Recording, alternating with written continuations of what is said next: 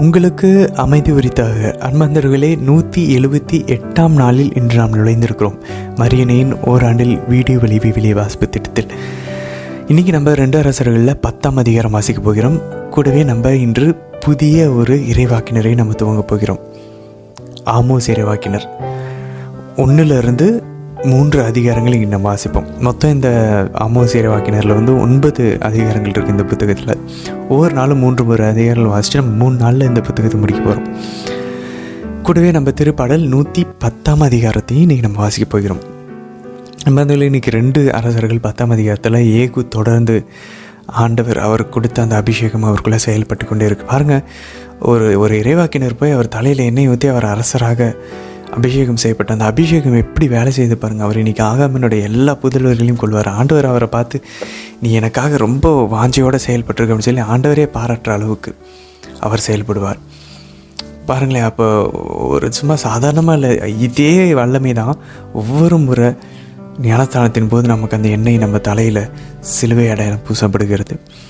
குருக்கள், கன்னியர்கள் இப்படி தான் திருநிலைப்படுத்தப்படுகிறார்கள். அவ்வளோ பவர் அதில், அவ்வளோ வல்லமை உண்டு அந்த அபிஷேகத்தில்.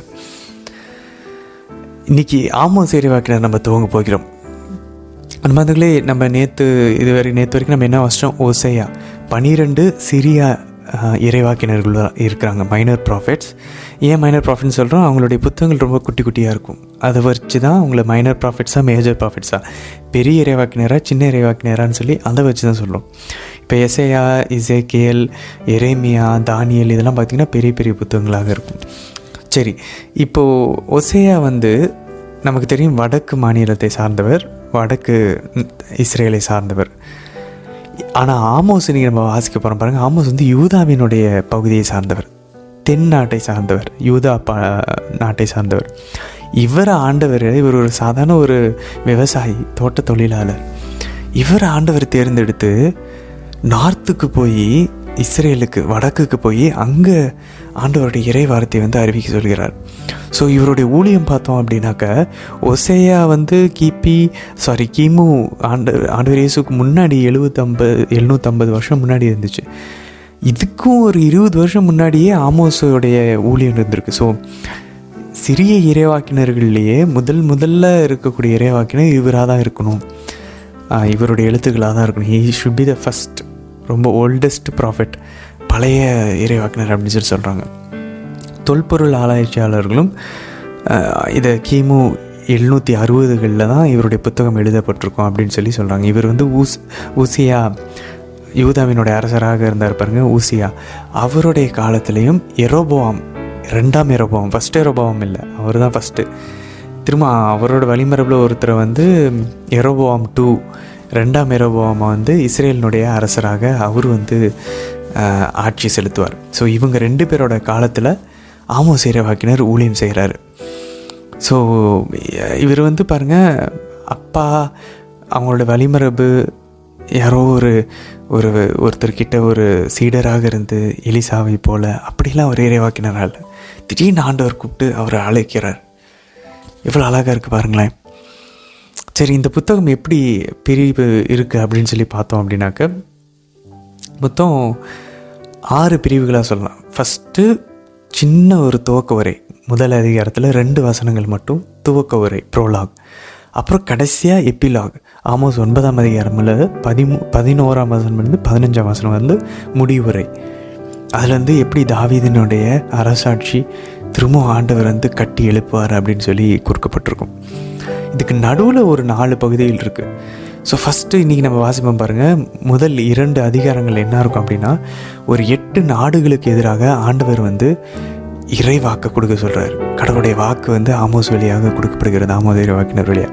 8 நாடுகள், அதில் கடைசியாக யூதாவும் இஸ்ரேலும் வரும். இதுதான் ஃபஸ்ட் 2 அதிகாரங்கள்.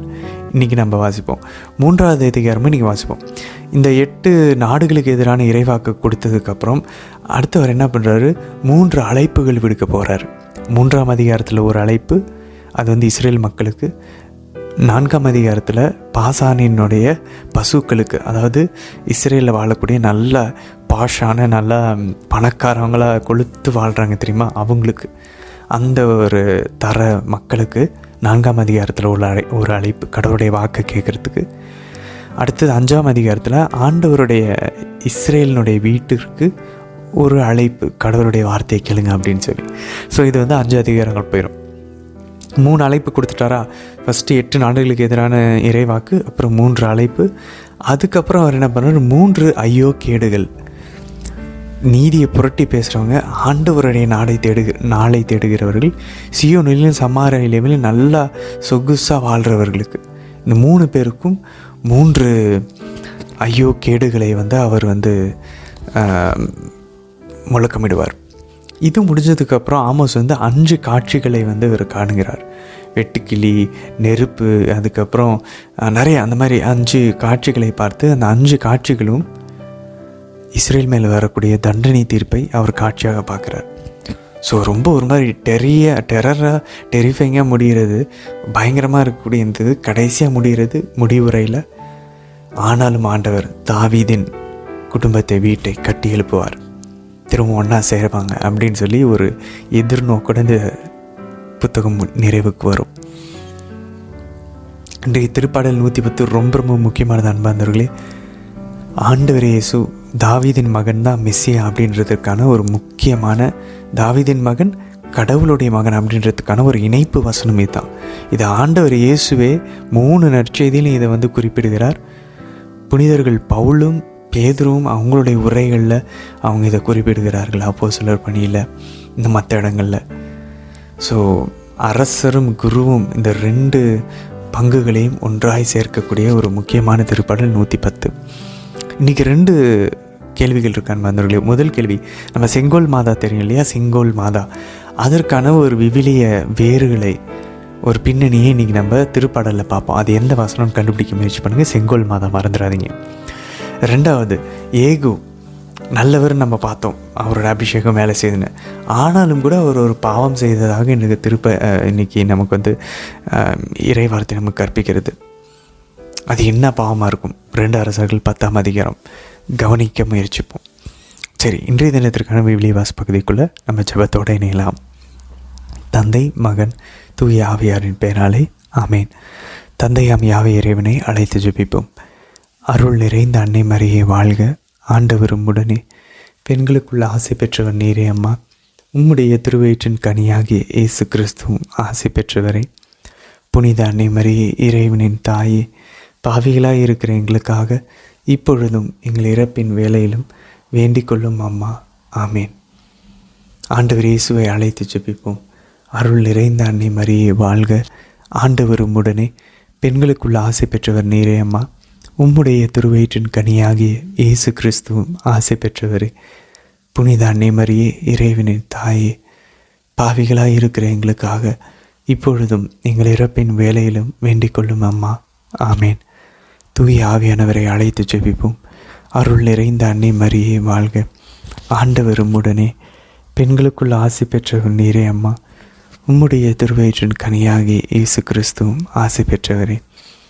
புனித அன்னை மரியே, இறைவனின் தாயே, பாவிகளாய் இருக்கிற எங்களுக்காக இப்பொழுதும் எங்கள் இறப்பின் வேளையிலும் வேண்டிக் கொள்ளும் அம்மா. ஆமேன். அரசர்கள் 2ஆம் நூல், அதிகாரம் 10. ஆகாபிற்கு சமாரியாவில் 70 மைந்தர்கள் இருந்தனர். ஆனால் ஏகு சமாரியாவின் தலைவர்களுக்கும் இஸ்ரேலின் பெரியோர்களுக்கும் ஆகாபின் மைந்தர்களின் காப்பாளர்களுக்கும் எழுதி அனுப்பிய மடல் இதுவே. இம்மடல் உங்களை வந்தடைந்தவுடன் உங்கள் தலைவரின் மைந்தர்கள் உங்களோடு இருப்பதாலும் தேர்களும் குதிரைகளும் அரண்சூழ் நகரும் படைக்கலங்களும் உங்களிடம் இருப்பதாலும் உங்கள் தலைவரின் மைந்தர்களுள் சிறந்தவனும் தகுதியுடையவனுமான ஒருவனை தேர்ந்தெடுத்து அவனுடைய தந்தையின் அரியணையில் அமர்த்தி உங்கள் தலைவரின் குடும்பத்தை காப்பாற்ற போராடுங்கள். ஆனால் அவர்கள் மிக மிக அச்சமுற்று அவனை எதிர்த்து நிற்க 2 அரசர்களால் முடியவில்லையே. அப்படியிருக்க நாம் எஞ்ஞனம் எதிர்த்து நிற்கக்கூடும் என்றனர். எனவே அரண்மனை மேற்பார்வையாளனும் நகரின் ஆளுநனும் பெரியோர்களும் ஆகாபின் மைந்தர்களின் காப்பாளர்களும் ஏகுவிடம் தூதனுப்பி தெரிவித்ததாவது: நாங்கள் உம் அடிமைகள், நீர் கட்டளையிடுவதையெல்லாம் நாங்கள் செய்ய காத்திருக்கிறோம். நாங்கள் யாரையும் அரசனாக்கப் போவதில்லை. உமக்கு நல்லதென்று படுவதையே செய்தருளும் என்று தெரிவித்தனர். அவன் மீண்டும் அவர்களுக்கு கீழ்க்கண்டவாறு மற்றொரு மடல் அனுப்பினான்: நீங்கள் எனக்கு கட்டுப்பட்டு எனக்கு கீழ்ப்படிய தயாராயிருந்தால் உங்கள் தலைவருடைய மைந்தர்களின் தலைகளை கொய்து நாளை இதே நேரத்தில் என்னிடம் இஸ்ரேலுக்கு கொண்டு வாருங்கள். அச்சமயம் அரசனின் மைந்தர் 70 பேரும் தங்களை வளர்த்து வந்த நகர பெரியோரோடுதான் இருந்தனர். அம்மடலை அவர்கள் பெற்றுக்கொண்டவுடன் அரசனின் மைந்தர்களை பிடித்து அந்த 70 பேரையும் கொன்று அவர்களின் தலைகளை கூடைகளில் வைத்து ஏகுவிடம் இஸ்ரேலுக்கு அனுப்பி வைத்தனர். தூதன் ஒருவன் அவனிடம் வந்து, அரச மைந்தர்களின் தலைகளை கொண்டு வந்திருக்கின்றனர் என்றான். அதற்கு அவன், நாளை காலை வரை அவற்றை நகரின் நுழைவாயிலில் 2 குவியலாக வையுங்கள் என்று சொன்னான்.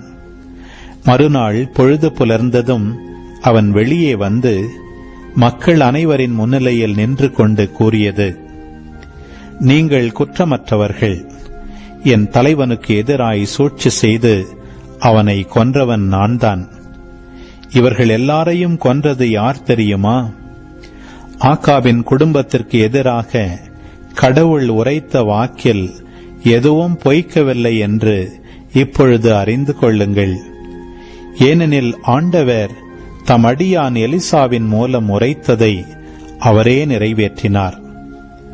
பின்னர் ஏகு இஸ்ரேலில் ஆகாவின் குடும்பத்தில் எஞ்சியிருந்த அனைவரையும், அவனை சார்ந்த பெரியோர்கள், உற்ற நண்பர்கள், அர்ச்சகர்கள் அனைவரையும் வெட்டி வீழ்த்தினான். அவனை சார்ந்த எவனையும் விட்டு வைக்கவில்லை. பின்பு ஏகு புறப்பட்டு சமாரியாவுக்கு சென்றான். செல்லும் வழியில் அவன் இடையர்களின் பெத்யேக்கதை அடைந்தான். அங்கு ஏகு யூதாவின் அரசனான அகசியாவின் உறவினரை சந்தித்து, நீங்கள் யார் என்று கேட்டான். அவர்கள், நாங்கள் அகசியாவின் உறவினர், அரசரின் மைந்தர்களையும் பட்டத்தரசியின் மைந்தர்களையும் நலம் விசாரிக்க வந்துள்ளோம் என்று மறுமொழி கூறினர். அவன், இவர்களை உயிரோடு பிடியுங்கள் என்று கட்டளையிட அவன் ஆள்கள் அவர்களை பிடித்து பெத்யேக்கதில் இருந்த குழி அருகே வெட்டி வீழ்த்தினர். அவர்கள் 42 பேர். அவர்களுள் எவனையும் விட்டு வைக்கவில்லை.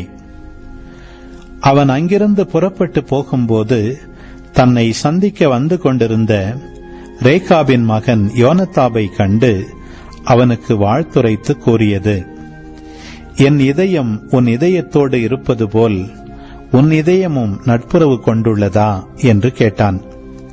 அதற்கு யோனதாபு ஆம் என்று பதிலுரைத்தான். அப்படியானால் கை கொடு என்றான். அவன் கை கொடுக்க ஏகு அவனை தன்னோடு தேரில் ஏற்றி கொண்டான். மேலும் அவன் அவனை நோக்கி, நீ என்னோடு வந்து ஆண்டவர் மீது நான் கொண்டுள்ள ஆர்வத்தை பார் என்றான். இவ்வாறு அவன் அவனை தன்னோடு தேரில் பயணம் செய்யச் செய்தான். அவன் சமாரியாவுக்கு வந்தவுடன் எலிசாவுக்கு உரைத்த ஆண்டவர் வாக்கின்படி ஆகாபின் குடும்பத்தவருள் அங்கு எஞ்சியிருந்த அனைவரையும் அழித்தொழித்தான். பிறகு ஏகு மக்கள் அனைவரையும் ஒன்று திரட்டி அவர்களை நோக்கி, பாகாலுக்கு ஆகாபு சிறிதளவு ஊழியமே செய்தான். ஏகுவாகிய நானோ பேரளவு ஊழியம் செய்ய போகிறேன். எனவே பாகாலின் வாக்குரைப்போர் அனைவரையும், அதற்கு ஊழியம் செய்யும் எல்லாரையும், அதன் அர்ச்சகர்கள் அனைவரையும் என்னிடம் அழைத்து வாருங்கள். அவர்களில் ஒருவரும் வர தவறக்கூடாது. ஏனெனில் நான் பாகாலுக்கு ஒரு மாபெரும் பலி செலுத்த வேண்டியிருக்கிறது. வராதவர் அனைவரும் உயிரிழப்பர் என்றான். பாகாலுக்கு ஊழியம் செய்வோரை ஒழித்து கட்டும் நோக்கிலேதான் இவ்வாறு ஏகு சூழ்ச்சி செய்தான். மேலும் ஏகு, பாகாலுக்கென்று ஒரு திருவிழா கொண்டாடுங்கள் என்று ஆணையிட்டு இஸ்ரேல் நாடெங்கும் ஆள்களை அனுப்பி பாகாலுக்கு ஊழியம் செய்தோர் அனைவரையும் வரவழைத்தான். அவர்களுள் எவனும் வர தவறவில்லை. அவர்கள் பாகாலின் கோவிலினுள் நுழைந்தனர். பாகாலின் கோவில் ஒரு முனை முதல் மறுமுனை வரை நிறைந்திருந்தது. அப்பொழுது ஏகு ஆடை பொறுப்பாளனிடம், பாகாலின் ஊழியர்கள் அனைவருக்கான ஆடைகளை எடுத்து வந்து கொடு என்றான். அவ்வாறே அவன் அவர்களுக்கான ஆடைகளை எடுத்து வந்து கொடுத்தான். பிறகு ஏகு ரேகாபின் மகன் யோனதாபுடன் பாகாலின் கோவிலினுள் நுழைந்தான். அவன் பாகால் ஊழியர்களை நோக்கி, உங்களிடையே ஆண்டவரின் அடியார்கள் யாராவது இருக்கிறார்களா என தேடி பாருங்கள். இங்கே பாகாலின் அடியார்கள் மட்டுமே இருக்க வேண்டும் என்றான். பிறகு அவர்கள் பலிப்பொருள்களையும் எரிபலிகளையும் செலுத்த உள்ளே நுழைந்தார்கள். ஆனால் ஏகு 80 காவலரை வெளியே நிறுத்தி வைத்து, உங்கள் கையில் அளிக்கப் போகிற ஆள்களில் எவனையாவது நீங்கள் தப்பியோட விட்டால் அவனுக்கு பதிலாக உங்கள் உயிரை இழப்பீர்கள் என்று கூறியிருந்தான். எரிபலி முடிந்தவுடன் ஏகு காவலர்களையும் படைத்தலைவர்களையும் நோக்கி, நீங்கள் உள்ளே சென்று அவர்களில் ஒருவனும் தப்பி ஓடிவிடாமல் எல்லாரையும் வெட்டி வீழ்த்துங்கள் என்றான். அதன்படியே காவலர்களும் படைத்தலைவர்களும் அவர்களை வாளுக்கு இரையாக்கி அவர்களுடைய பிணங்களை வெளியே எறிந்த பின் பாகால் கோவிலின் உள்ளறைக்கு சென்றனர். அவர்கள் அங்கிருந்த பாகாலின் சிலை தூண்களை வெளியே கொண்டு வந்து எரித்து போட்டனர். இவ்வாறு பாகாலின் சிலை தூண்களை எரித்து பாகாலின் கோவிலையும் இடித்து அவ்விடத்தை கழிவறையாக்கினர். இன்று வரை அப்படியேதான் பயன்பட்டு வருகிறது. இவ்வாறு ஏகு இஸ்ரேல் நாட்டினின்று பாகால் வழிபாட்டை அறவே ஒழித்தான். ஆயினும் இஸ்ரேலரை பாவத்திற்கு உள்ளாக்கிய நெபாற்றின் மகன் யெரொபெயாமின் பாவ வழியினின்று ஏகு விலகவும் இல்லை. பெத்தேலிலும் தானிலும் இருந்த பொற்கன்றுகளை கைவிடவும் இல்லை. பின்பு ஆண்டவர் ஏகுவை நோக்கி, என் பார்வையில் செம்மையானதை நீ நன்கு செய்து முடித்ததாலும் ஆகாபின் குடும்பத்தினருக்கு எதிராக நான் விரும்பியவற்றையெல்லாம் நிறைவேற்றினதாலும் உன் புதல்வர்கள் இஸ்ரேலின் அரியணையில் 4ஆம் தலைமுறை வரை வீற்றிருப்பர் என்றார். ஆனால் ஏகு இஸ்ரேலின் கடவுளாகிய தன் ஆண்டவரின் சட்டத்தை தன் முழு இதயத்தோடு பின்பற்றவில்லை. அவன் இஸ்ரேலை பாவத்திற்கு உள்ளாக்கிய யெரொபெயாமின் பாவ வழியினின்று விலகவில்லை. அக்காலத்தில் ஆண்டவர் இஸ்ரேல் நாட்டின் அளவை குறைக்க தொடங்கினார். அசாவேல் அதன் எல்லை பகுதிகள் அனைத்தையும் கைப்பற்றலானான். காத்து, ரூபன், மனாசே ஆகிய குலங்களுக்குரிய யோர்தானுக்கு கிழக்கே இருந்த கிளையாது நாடு முழுவதிலும் அர்னோன் பள்ளத்தாக்கில் உள்ள அரோயேர் முதல் கிளையாது பாசான் நாடுகள் வரையிலும் அவன் வெற்றி பெற்றான். ஏகுவின் பிற செயல்களும் அவன் செய்தவை யாவும் அவன் வீரச் செயல்கள் யாவும் இஸ்ரேல் அரசர்களின் குறிப்பேட்டில் எழுதப்பட்டுள்ளன அல்லவா? ஏகு தன் மூதாதையருடன் துயில் கொண்டான். சமாரியா நகரில் அவனை அடக்கம் செய்தனர். அவனுக்கு பின் அவனுடைய மகன் யோவகாசு அரசனானான். ஏகு சமாரியாவில் இருந்து கொண்டு 28 ஆண்டுகள் இஸ்ரேலை ஆட்சி செய்தான்.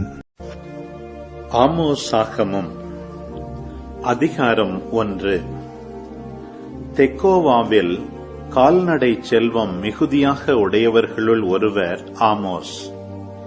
யூதாவை உசியாவும் இஸ்ரேலை யோவாசின் மகன் யெரொபெயாமும் ஆண்டு வந்த காலத்தில் நிலநடுக்கம் ஏற்படுவதற்கு 2 ஆண்டுகளுக்கு முன் இஸ்ரேலை குறித்து ஆமோஸ் காட்சி கண்டு கூறியவை பின்வருமாறு: சீயோனிலிருந்து ஆண்டவர் கர்ச்சனை செய்கின்றார். எருசலேமிலிருந்து அவர் முழங்குகின்றார். இடையர்களின் மேய்ச்சல் நிலங்கள் தீந்து போகின்றன. கர்மேல் மலையின் உச்சியும் காய்ந்து போகின்றது. ஆண்டவர் கூறுவது இதுவே: தமஸ்கு நகரினர் எண்ணற்ற குற்றங்கள் செய்ததற்காக நான் கொடுத்த தண்டனை தீர்ப்பை மாற்றவே மாட்டேன். ஏனெனில் அவர்கள் கிளையாதை இரும்பு கருவிகளை கொண்டு போரடித்தார்கள். ஆதலால் அசாயேல் வீட்டின் மேல் தீ மூளச் செய்வேன். அது பெனதாது கோட்டைகளை விழுங்கிவிடும். தமஸ்குவின் தாழ்பாளை உடைப்பேன். பிக்காத்தாவேனில் குடியிருப்பவர்களையும் பெத்யேதேனில் செங்கோல் பிடித்திருப்பவனையும் ஒழிப்பேன். ஆராமின் மக்கள் கீருக்கு நாடு கடத்தப்படுவார்கள் என்கிறார் ஆண்டவர். ஆண்டவர் கூறுவது இதுவே: காசா நகரினர் எண்ணற்ற குற்றங்கள் செய்ததற்காக நான் கொடுத்த தண்டனை தீர்ப்பை மாற்றவே மாட்டேன். அவர்கள் ஒரு முழு இனத்தையே ஏதோமுக்கு அடிமைகளாக கையளித்தார்கள். ஆதலால் காசாவின் கோட்டை மதில்கள் மேல் நெருப்பை கொட்டுவேன். அது அச்சுவர்களை விழுங்கிவிடும். அஸ்தோதில் குடியிருப்பவர்களையும் அஸ்கலோனில் செங்கோல் பிடித்திருப்பவனையும் ஒழிப்பேன். எக்ரோனுக்கு எதிராக என் கையை ஓங்குவேன். பெலிஸ்தியருள் எஞ்சியிருப்போரும் அழிந்திடுவர் என்கிறார் ஆண்டவராகிய என் தலைவர். ஆண்டவர் கூறுவது இதுவே: தீர் நகரினர் எண்ணற்ற குற்றங்கள் செய்ததற்காக நான் கொடுத்த தண்டனை தீர்ப்பை மாற்றவே மாட்டேன். ஏனெனில் அவர்கள் ஒரு முழு இனத்தையே ஏதோமுக்கு அடிமைகளாக கையளித்தார்கள். சகோதர உடன்படிக்கையை அவர்கள் நினைவில் கொள்ளவில்லை. ஆதலால் தீரின் கோட்டை மதில்கள் மேல் நெருப்பை கொட்டுவேன். அது அச்சுவர்களை விழுங்கிவிடும். ஆண்டவர் கூறுவது இதுவே: ஏதோம் எண்ணற்ற குற்றங்கள் செய்ததற்காக நான் கொடுத்த தண்டனை தீர்ப்பை மாற்றவே மாட்டேன்.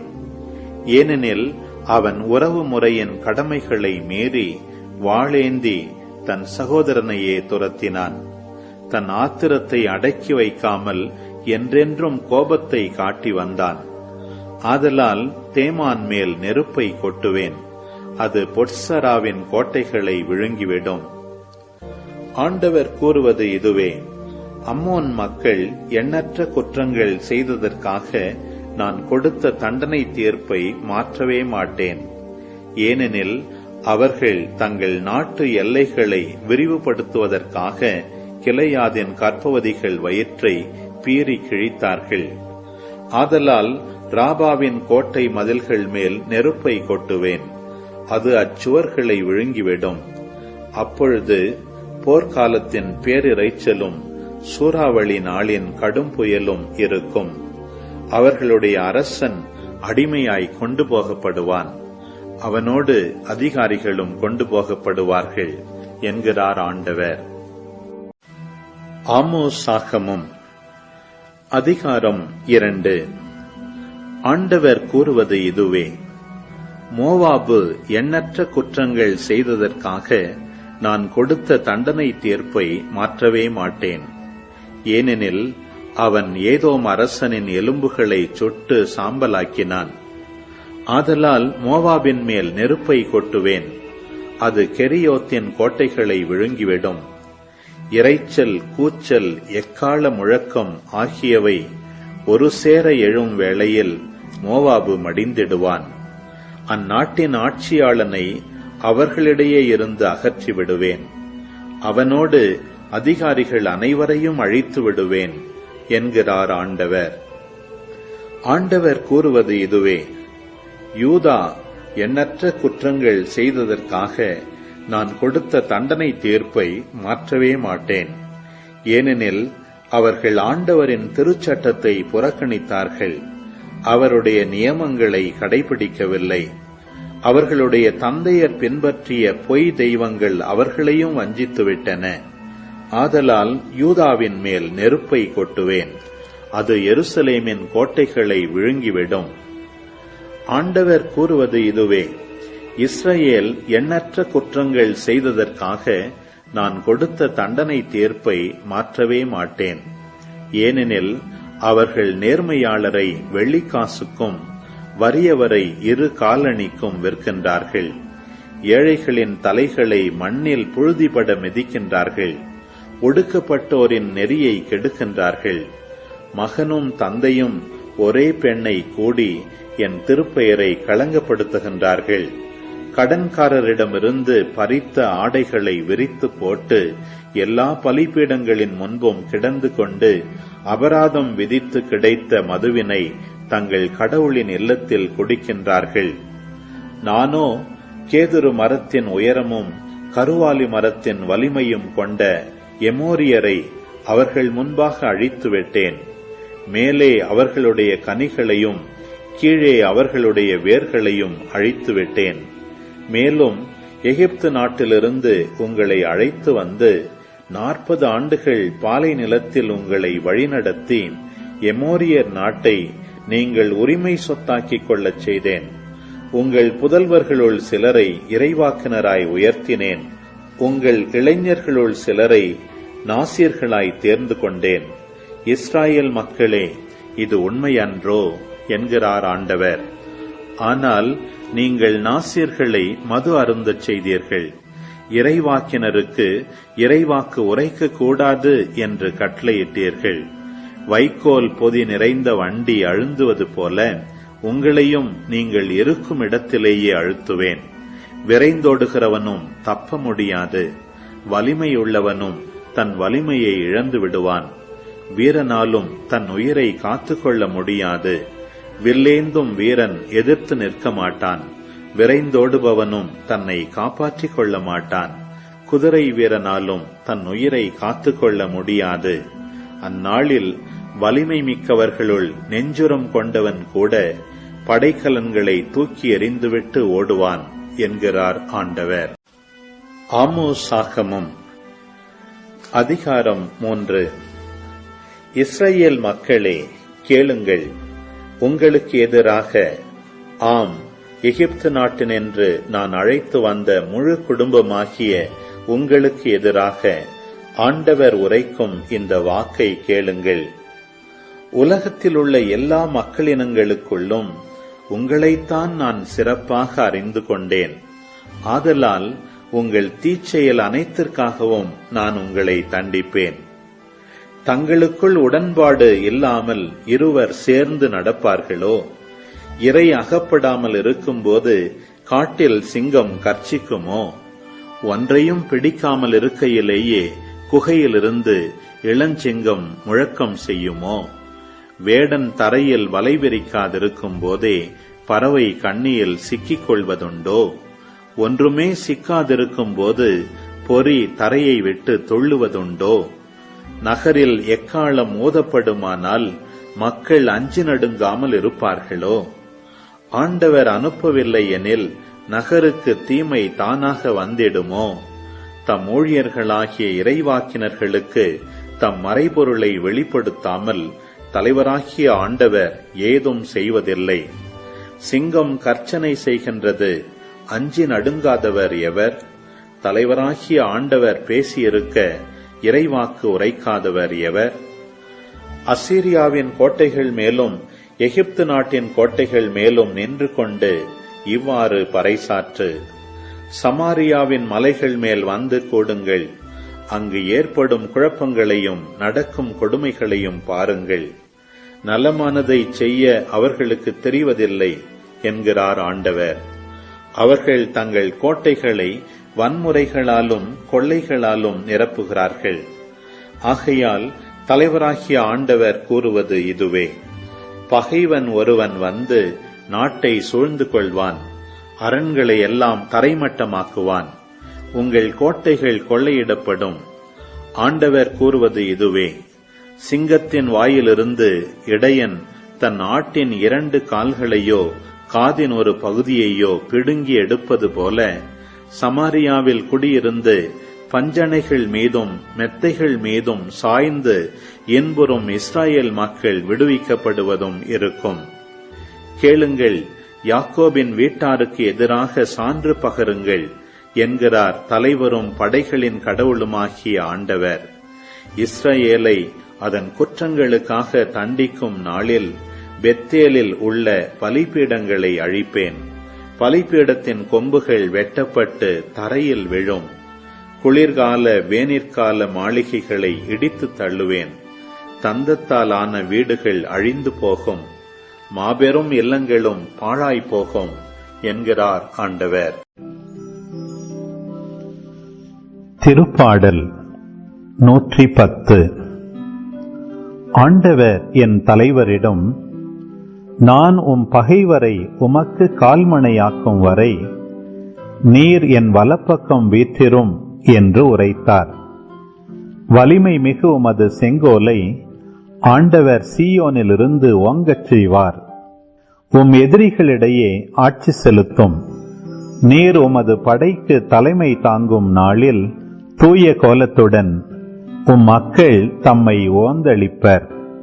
வைகரை கரு உயர்த்த பனியைப் போல உம் இளம் வீரர் உம்மை வந்தடைவர். மெல்கிசதேக்கின் முறைப்படி நீர் என்றென்றும் குருவே என்று ஆண்டவர் ஆணையிட்டு சொன்னார். அவர் தம் மனத்தை மாற்றிக்கொள்ளார். என் தலைவர் உம் வலப்பக்கத்தில் உள்ளார். தம் சினத்தின் நாளில் மன்னர்களை நொறுக்குவார். வேற்று நாடுகளுக்கு அவர் தீர்ப்பளித்து அவற்றை பிணத்தால் நிரப்புவார். பாருலகெங்கும் தலைவர்களை அவர் நொறுக்குவார். வழியில் உள்ள நீரோடையிலிருந்து அவர் பருகுவார். ஆகவே அவர் தலை நிமிர்ந்து நிற்பார். ஆமீன். ஆண்டவரே, இந்த நாளுக்கான இந்த இறைவார்த்தை பகுதிகளுக்காக நன்றி செலுத்துகிறோம் அப்பா. ஆண்டவரே, உம்முடைய கட்டளைகளை முழு இதயத்தோட நாங்கள் பின்பற்றவில்லை என்றால் எங்களுக்கும் ஐயோ கேடுதான். இதை நாங்கள் நல்லாக முழு மனசோடு நாங்கள் இதை உணர்கிறோம் ஆண்டவரே. ஆண்டவருடைய சட்டங்களை திருப்பாடல் ஆசிரியர் 119 திருப்பாடலின் ஆசிரியர் எந்த அளவுக்கு ஆண்டவருடைய சட்டத்தை நேசித்தாரோ அதே போல் தாவீதை போல் பைபிளை எப்பயும் எங்கள் கண் முன்னாடி வச்சுக்கணும். எங்கள் கையில் எப்பயுமே எடுத்துகிட்டு போகணும். அதை எங்களுடைய நெஞ்சோடு சேர்த்து வச்சுக்கணும். உம்முடைய சட்டத்தை உணவை விட உலகத்தில் இருக்கக்கூடிய எல்லா இன்பங்களை விட உம்முடைய சட்டத்தை நேசிக்கக்கூடிய ஆண்டவருடைய வார்த்தையை நேசிக்கக்கூடிய உள்ளத்தை எங்களுக்கு தாங்கம்மா. தந்தை, மகன், தூய ஆவியாரின் பெயராலே ஆமேன். அன்பர்களே, இன்னைக்கு 2 கேள்விகளுக்கான பதிலை முதல்ல பார்த்துடலாம். முதல் கேள்வி பாருங்கள், அந்த செங்கோல் மாதாவுக்கான விவிலிய பின்னணி எங்கேயாச்சும் இருக்குமா அப்படின்னு பார்த்தோன்னா நீங்கள் பாருங்கள், திருப்பாடல் 110 2ஆம் வசனம் பாருங்கள். வலிமை மிகு உமது செங்கோலை ஆண்டவர் சீயோனிலிருந்து ஓங்க செய்வார். நமக்கு நன்றாக தெரியும், சீயோன் யார்? தேவமாதா. தேவமாதாவிலேருந்து ஒரு செங்கோல் ஆண்டவர் ஓங்க செய்வாராம். அந்த செங்கோல் எதை குறிக்கிறது? கிறிஸ்துவினுடைய அதிகாரம். ஸோ மாதாவிலிருந்து ஆண்டவர் இயேசு ஒரு செங்கோலாக துளிர் விட்டு வெளியே வருகிறார். அது அரச அதிகாரத்தை குறிக்கக்கூடிய ஒரு அடையாளமாக இருக்கிறது செங்கோல். அதாவது பாருங்கள், இடையர்களெல்லாம் கையில் செங்கோல் வச்சுருப்பாங்க. இடையன் ஆயனான ஒரு இடையன் அரசரானதுனால அரசருக்குரிய ஒரு அதிகாரமாக அது மாறிடுச்சு. பாருங்களேன், தாவீது அரசர் எவ்வளோ முக்கியமான ஒரு பங்கு வச்சுருக்க பாருங்கள். ஒரு இடையனுடைய கோல் அரச கோலாக மாறுகிறது. அதனால தான் பாருங்கள், ஆயர்கள் இப்போவும் கையில் செங்கோல் வச்சுருக்காங்க. ஏன்னா அது தாவீது கையில் வச்சுருந்தது. மோசே ஒரு இடையர், ஆபிரகாம், ஈசாக்கு, யாக்கோபு இடையர்கள். ஆண்டவர் இடையர்களை எடுத்து அரசர்களாக மாற்றினார். அதனால ஆயர்கள் இன்னும் ஆயர்னு சொல்கிறோம். ஏன் இடையர் ஆயர்னு சொல்கிறோம்? பாருங்கள், எங்கேருந்து வருது பாருங்கள் அதோடைய ரூட்டு. ஆயர்களை தான் ஆண்டவர் அரசராகலை, மேற்பார்வையாளர்களாக தம் மக்கள் மீது அவர் நியமித்தார். இப்போவும் இந்த திருச்சபையில் அப்படி தான் ஓடிட்டுருக்கு. ஆயர்களை, இடையர்களை மேற்பார்வையாளர்களாக திருச்சபையின் தலைவர்களாக, மூப்பர்களாக நியமித்திருக்கிறார். அதுக்கப்புறம் பாருங்கள், 2ஆம் கேள்வி, ஏகு என்ன பாவம் செஞ்சார்? பாருங்கள், அவ்வளோ நல்லவராக இருந்தோம். பாருங்கள், அவர் செஞ்ச பாவம். நம்மளும் நிறைய பேர் இந்த மாதிரி மாட்டிகிட்ருப்போம். 2 அரசர்கள் 10ஆம் அதிகாரம் 29ஆம் வசனம் பாருங்கள். அவர் அந்த பொற்கன்று குட்டிகளை அவர் முழுசாக எடுத்து போடல. பாகாலினுடைய வழிபாடையெல்லாம் கொண்டுட்டார். ஃபைன், சூப்பர், உள்ளே பூந்து எல்லாத்தையும் கொண்டுட்டார். ஆனால் பொற்கன்று குட்டிகளை இன்னும் தூக்கலையே. அதான் பாருங்கள் 30-31 வசனங்களை வாசிக்கிறோம். ஆண்டவர் ஏகுவை நோக்கி, என் பார்வையில் செம்மையானதை நீ எனக்கு செய்து முடித்தாலும் ஆகாபின் குடும்பத்தினரை எதிராக நான் விரும்பியவற்றை எல்லாம் நிறைவேற்றியிருந்தாலும் உன் புதல்வர்கள் இஸ்ரேலின் அரியணையில் 4ஆம் தலைமுறையை வீற்றிருப்பார்கள். ஆனால் ஏகு இஸ்ரேலின் கடவுளாகிய ஆண்டவருக்கு அவருடைய சட்டத்தை தன் முழு இதயத்தோடு பின்பற்றவில்லை. அப்படின்னா அந்த புற்கன்றுகளையும் எடுத்திருந்தா முழு இதயத்தோட அவன் இஸ்ரேலை பாவத்திற்கு உள்ளாக்கிய யெரொபெயாமின் பாவ வழியை நின்று முழுமையாக அவர் விலகலை. அப்போ பாருங்களேன் அன்பானவர்களே, நமக்கு ஒரு சில பாவம் நமக்கு தெரியும், ஐயோ அந்த சைடே நம்ம தலை வச்சு படுக்க மாட்டோம். ஆனால் ஒரு சிலது கூட இன்னும் ஒரு ரகசிய உறவு இருந்துட்டு தான் இருக்குது. அது தற்பெருமையாக இருக்கலாம், சோம்பேறித்தனமாக இருக்கலாம், தூக்கி போட வேண்டும். அப்போ தான் நம்ம முழு இதயத்தோடு ஆண்டவரை திரும்ப நடத்துகிறோம். அப்போ பாருங்களேன், ஆண்டவர்கிட்ட திரும்புறது இதிலிருந்து திரும்புறதுக்கு ஒப்பாகும். கடவுள்கிட்ட போகிறோம் அப்படின்னா ஒன்றிலிருந்து இது வெளியே வந்தால் தான் ஆண்டவர்கிட்ட போக முடியும். சும்மா நம்ம நார்மலாக இருந்த ஆண்டவர்கிட்ட போகலாம். நம்ம ஏதோ ஒரு இடத்துல வச்சுக்கிட்டு இருக்கோம், பறி கொடுத்துருக்கோம் நம்ம இதயத்தை. அதை திருப்பினா அது ஆட்டோமேட்டிக்காக ஆண்டவர் பக்கம் திரும்பும். ஸோ இங்கே திருப்பினா எதில் மாட்டிக்கிட்டு இருக்கோ அதுலேருந்து கட் பண்ணால் திரும்ப வேண்டிய இடத்துக்கு ஆட்டோமேட்டிக்காக திரும்பிடும். 13ஆம் வசனம் பாருங்கள். 2 அரசர்கள் 10ஆம் அதிகாரத்தில், நாங்கள் அகசியாவின் உறவினர் அரசரின் மைந்தர்களையும் பட்டத்து அரசியின் மைந்தர்களையும் நலம் விசாரிக்க வந்தோம். அந்த கெபிரா போஸ்ட் பாருங்கள், பட்டத்து அரசி. ஒரு இடத்துல பட்டத்து அரசின்வாங்க, இன்னொரு இடத்துல அரச அன்னைன்வாங்க, குயின் மதர். ரெண்டுமே ஒன்று தான். கெபிரா குயின் மதர், பட்டத்து அரசி அரச அன்னை. அப்போ பாருங்கள், அரசருக்கு அடுத்தபடியாக பட்டத்து அரசிக்கும் முக்கியத்துவம் கொடுத்துருக்காங்க பாருங்கள். வெளியிலேருந்து ஃபாரினர்ஸு மற்ற அரசாட்சியிலேருந்து வந்து சந்திக்க வராங்கன்னா அரசரையும் அரச அன்னையும் தான் சந்திக்க வராங்க, பட்டத்து அரசியும். அம்மந்துகளே, நமக்கு எவ்வளோ அழகாக தெளிவாக ஆண்டவர் சொல்கிறாரு பாருங்கள். மாதாவுக்கான ஒரு இடத்த ரெடி பண்ணி வச்சுக்கிட்டே வராரு. சரி, ஆமோஸுக்குள்ளே போவோம் பாருங்கள். நீங்கள் ஆமோஸ் இறைவாக்கினர் அவருடைய முக்கியமான ஒரு ஸ்டேட்மெண்ட் என்னென்னா, ஆண்டவர் சியோனிலிருந்து கர்ஜிக்கிறார், அவர் அங்கேருந்து முழக்கமிடுகிறார். ஸோ இதை தான் அவர் வந்து மோஸ்ட்டாக அவருடைய பேசிக்கான ஒரு இறைவாக்கு வந்து இதை சுற்றி தான் இருக்கும் அப்படின்னு சொல்லி சொல்கிறாங்க. ஆண்டவர் தாவீதின் உடன்படிக்கை திரும்பவும் அவர் நிலைநிறுத்துவார். அதை தான் அவர் வந்து ஆமோஸ் இறைவாக்கினர் வந்து சொல்ல போகிறார். இன்றைக்கி பாருங்கள், நம்ம 8 நாடுகளை குறித்து நம்ம பார்த்தோம். அதுக்கு எதிராக ஆமோஸ் இறைவாக்கினவர்களே ஆண்டவர் வந்து இறைவாக்கு உரைக்க வைக்கிறார். தமஸ்கு, காசா, தீர், ஏதோம், அம்னோன், மோவாபு, கடைசியாக யூதா, அதுக்கும் கடைசியாக தான் இஸ்ரேல். இறையில் அறிஞர்கள் சொல்கிறாங்க, இவங்களுக்குள்ளே இருக்கக்கூடிய ஒற்றுமை என்ன, எல்லாருமே இந்த தாவீதின் உடன்படிக்கையை சார்ந்தவர்கள். ஆனால் இவங்க ஒரு பாயிண்டில் அந்த உடன்படிக்கையை விட்டு மீறி ஆட்டோமேட்டிக்காக அவங்களுடைய சகோதரர்களுக்குள்ளேயே அநியாயங்களையும் வன்முறைகளையும் அவர்கள் செய்து கொண்டிருக்காங்க. ஸோ சைக்கலாஜிக்கலாக இறையில் அறிஞர்கள் என்ன சொல்கிறாங்கன்னா, ஆமோஸ் வந்து கொஞ்சம் கொஞ்சமாக சுற்றி இருக்கிற நாடுகள் மேலே தண்டனை தீர்ப்பை பற்றி அவர் பேசிக்கிட்டே இறைவாக்கு உரைச்சிக்கிட்டே வந்து கடைசியாக அவர் ரிசர்வ் பண்ணி வச்சுருக்கிறது யாருக்கான், இஸ்ரேல் மக்களுக்கான். இஸ்ரேல் மக்கள் வந்து அவங்கள பற்றி சொல்கிறப்பெல்லாம் சந்தோஷமாக இருப்பாங்க. கடைசி அவங்க மேலே இவ்வளோ தண்டனை தீர்ப்பும் வரதை வந்து ஒரு அவங்க என்ன சொல்கிறாங்க, ஆமோஸ் வந்து பெரிய தண்டனை தீர்ப்பு, லாங்கஸ்ட் கண்டம்னேஷன் வந்து இஸ்ரேல் மேலே தான், அதையும் தேக்கி வச்சுருக்காராம் கடைசியாக. ஸோ 8வது நாடாக இஸ்ரேலை கொண்டு வந்து வச்சு அதிகபட்சமான தண்டனை தீர்ப்புகளை அவர் மேலே தான் கொண்டு வரதாரா ஆண்டவர் கொண்டு வந்திருக்காராம். அதுக்கப்புறம் பாருங்கள், அவர் என்ன சொல்கிறாரு, இந்த ஆமோஸ் இறைவாக்கினர் அசிரியா நாடு உங்களை வந்து பிடிச்சிட்டு போகுதுன்றார், உங்களை நாடு கடத்த போகுதுன்னு. எக்ஸாக்டாக அதே போல் நடக்க போகுது அன்பார்ந்தவர்களே. இன்னும் கொஞ்சம் வருடங்களில் அது நடக்க போகுது. ஸோ அது வரைக்கும் நீங்கள் பார்த்தோம், இஸ்ரேலுக்கு எதிராக அவர் கூறக்கூடிய முதல் அழைப்பு, ஹியர் ஹிஸ் வேர்ட் தபார், அதை நம்ம இன்றைக்கி பார்த்தோம்.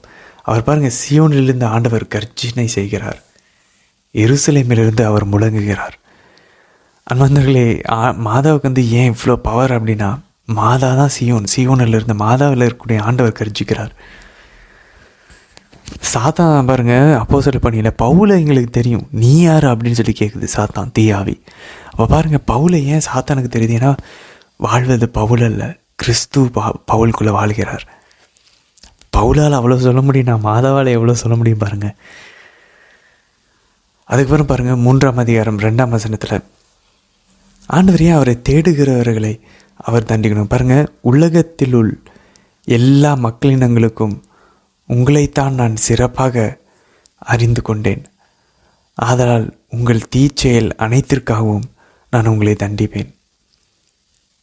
பாருங்களேன், ரொம்ப ஆண்டவர் பாருங்கள், உலகத்தில் அத்தனை பேர் இருக்காங்க, ஆனால் அதிலிருந்து நான் உங்களை தானே நான் தேர்ந்தெடுத்தேன். நம்ம யோசிப்போம், ஏன் ஆண்டவர் தண்டிக்கணும், ஏன் நம்ம ஆண்டவர் தானே தேடிக்கிட்டு இருக்கோம், நம்ம தான் டெய்லி ஜெபமாலை ஜெபிக்கிறோம், ஆண்டவர் நம்ம பாரு ஒரு சின்ன தப்புனாலே நம்மளை மட்டும் இவ்வளோ பிரச்சனை கொண்டு வர்றாரு, அவன் எவ்வளோ பாவம் செஞ்சுட்டு சந்தோஷமாக வாழ்கிறான். ஏன்னா ஆண்டவர் நம்மை மட்டும்தான் பிள்ளைகளாக கவனிக்கிறார், மற்றவங்களாம் இல்லை. அப்படி தான் ஆன்சர் சொல்ல முடியும், வேறு வழி இல்லை. அவர் சொல்ல, உலகத்தில் உள்ள எல்லா மக்களினங்களிலும் உங்களை நான் சிறப்பாக அறிந்து கொண்டேன், உங்களை நான் தேர்ந்து கொண்டேன், அதனால தான் உங்கள் தீச்செயல் அனைத்திற்காகவும் நான் உங்களை தண்டிப்பேன். மற்றவங்களெல்லாம் ஆண்டவர் தேர்ந்தெடுக்கலை. அதுக்கப்புறம் பாருங்கள், 110ஆம் அதிகாரம் திருப்பாடலில் 1ஆம் வசனம் பாருங்கள். ஆண்டவர் என் தலைவரிடம், நான் பகைவரை உமக்கு கால் மனையாக்கும் வரை நீர் என் வலப்பக்கம் வீற்றிரும். அது எங்களை பாருங்கள், ஆண்டவர் என் தலைவரிடம். நம்ம ஏற்கனவே இதற்கான விளக்க உரையில் நம்ம பார்த்துட்டோம். ஆண்டவர் இயேசு இதை மத்திய நற்செய்தி, மார்க் நற்செய்தி, லூக்கா எல்லாத்துலேயுமே இதை கோட் பண்ணுறார். என்ன சொல்கிறாருன்னா, ஆண்டவர் இயேசு பரிசேயர் சதுசேயர்கள்ட்ட, தாவீது இந்த திருப்பாடலில் ஆண்டவர் என் தலைவரிடம் அப்படின்னா, தாவீது இங்கே அவருடைய மகனை பற்றி பேசுகிறாரு. ஆண்டவர் யார்? யாவே இறைவன். ஆண்டவர் என் மகனாகிய என் தலைவர். அப்போ ஆண்டவர் சொல்கிறாரு, தாவீது அவருடைய மகனை ஆண்டவர்னு கூப்பிட்றாரு, தலைவர்னு கூப்பிட்றாரு, லார்டுன்னு கூப்பிட்றாருனா, தாவீதோடைய மகன் எப்படி தாவீதோடைய மகனாக இருக்க முடியும்? மகனை நம்ம ஏன் ஆண்டவர்னு சொல்லுவோமா? இல்லை. ஒருவேளை மகன் உண்மையிலேயே கடவுளாக இருந்தால் தான் ஆண்டவர்னு நம்ம சொல்லுவோம். அப்போ மாதாவுக்கும் ஜீசஸுக்கும் இருக்கக்கூடிய உறவு எப்படி இருந்திருக்கும் பாருங்களேன். தாவீதே அவரோட மகன் ஏதோ பல வருஷம் கழித்து வர மகனை மெஸ்ஸியாவை பார்க்குறான்னா, அப்போ மாதா எப்படி ஆண்டவர் இயேசு கூட அவங்க உறவு இருந்திருக்கும்? ரொம்ப எதிர்பார்க்க கற்பனை கூட பண்ண முடியல பாருங்கள். இதை தான் புனித பேதுரு பாருங்கள், அப்போஸ்தலர் பணி 2ஆம் அதிகாரம் 34-35 டைரெக்டாக இதை அவர் மேற்கோள் காட்டுறார். சைட் பண்ணி சொல்கிறாரு, ஆண்டவர் என் தலைவரிடம், அதாவது ஆண்டவர் இயேசுவை மெஸ்ஸியாவிடம், நான் உன் பகைவரையும் கால்மனையாக்கும் வரை நீர் என் வலப்பக்கம் வீட்டிரும் அப்படின்னு சொல்கிறது ஆண்டவர் இயேசுவுக்கு அப்ளை பண்ணி ஆண்டவரில் நிறைவேறுதான். புனித பவுல் பெந்தகோஸ்தில் ஆவியானவர் இறங்கினதுக்கப்புறம் நேரடியாக இப்படி தான் ப்ரீச் பண்ணுறாரு. தாவீது அன்னைக்கு மறைவு ஒன்றும் இல்லை, திருப்பாடல் 110 எழுதியிருக்காரு பாருங்க, என் வலதுபுறத்தில் வீட்டுரும்னு. அது இது மாதிரி ஆண்டவர் இப்போ போய் வலதுபுறத்தில் வீட்டிருக்காருன்றார். எவ்வளோ பவர் பாருங்க. ஏன்னா புனித பேதுரு பார்க்குறாரு, ஆண்டவர் உயிரோடு எடுத்து கொள்ளப்படுறதை பார்க்குறாரு. சும்மா இல்லை, மேலே போயிட்டார். அவர் எங்கே இருப்பார் இப்போது? உடனே இவங்க மறைநூலை ஆவியானவர் வெளிப்படுத்தியிருப்பார், ஆண்டவர் இயேசு சொல்லி கொடுத்துருப்பாரு, எல்லாம் ஞாபகம் வருது. ஆண்டவர் போதிச்சதெல்லாம் புனித பேதுருவுக்கு ஆவியானவர் நினைவூட்டியிருப்பார். உடனே புனித பேதுரு சொல்கிறார் பாருங்க, இதை தான் கோட் பண்ணுறாரு அவருடைய ஃபஸ்ட்டு பிரசங்கத்தில்.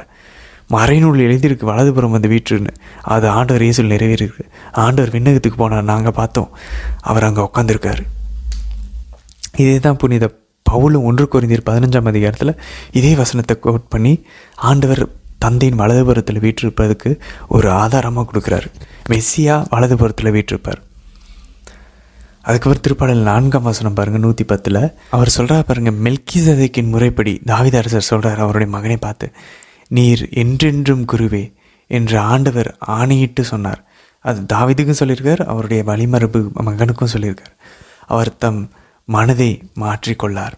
இதை தான் எபிரேயர் 5ஆம் அதிகாரத்திலிருந்து 7ஆம் அதிகாரம் வரைக்கும் 3 அதிகாரங்களில் இதை ஃபுல்லாக அந்த எபிரேயனுடைய ஆசிரியர் ஆவியானவர் அவர் வழியாக ஆண்டவர் இயேசுவுக்கு இந்த வசனத்தை அப்ளை பண்ணுறார். மெல்கிசேதேக்கு எங்கேருந்து வந்தார், எங்கேருந்து போனார்னு தெரில, ஆனால் அவர் அப்பத்தையும் ரசத்தையும் கொண்டு வந்து ஆபிரகாமுக்கு கொடுத்தார்.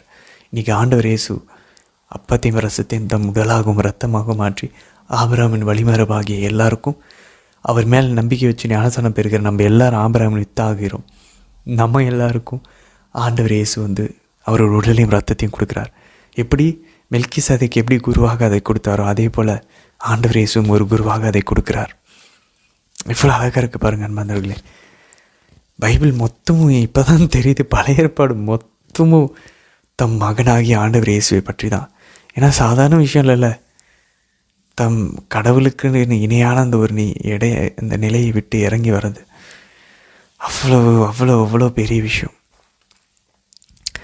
சரி நண்பர்களே, நம்ம தொடர்ந்து பயணிப்போம். நாளை தினத்திற்கான வீடியோவில் நம்ம சந்திக்கலாம். ஆமேன்.